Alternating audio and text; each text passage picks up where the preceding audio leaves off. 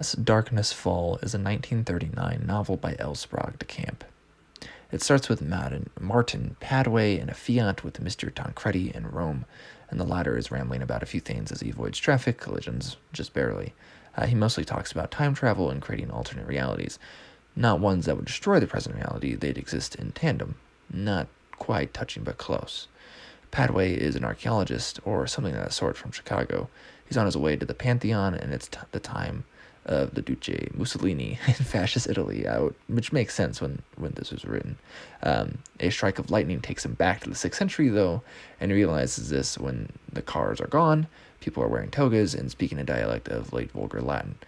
He's pretty quick to accept this reality and starts a business making and selling brandy, of all things. This gets him in a relation with some Goths, a Syrian, a Vandal, a Sicilian, Greek, and some people he frustratingly, but I guess colloquially calls Negroes.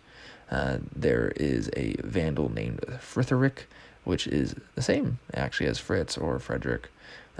There are many religions, too. There's Catholics, Nestorians, Arians, etc. The interaction is largely comical. Feels kind of like a cartoon, and the characters are mostly idiotic caricatures.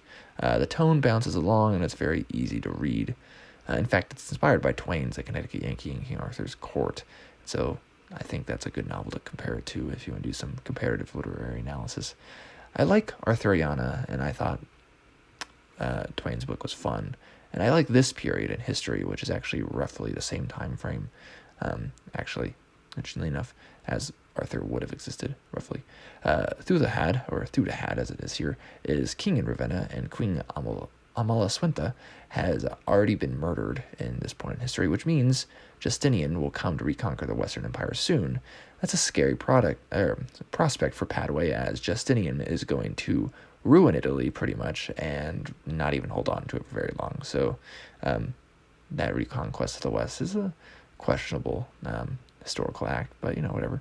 He goes to the library and reads lost texts like Cassiodorus's Gothic history or Berosus's Chaldean history, which he says here was stuff for what more than the 1/20th century historian or archaeologist would cheerfully commit murder. Anyways, but he's largely concerned with stopping the so-called coming 1,000-year Dark Age, which I don't really agree with since that's Renaissance propaganda, looking at you, Fiorenza. But he does go about bringing modern inventions about, like in Twain's work.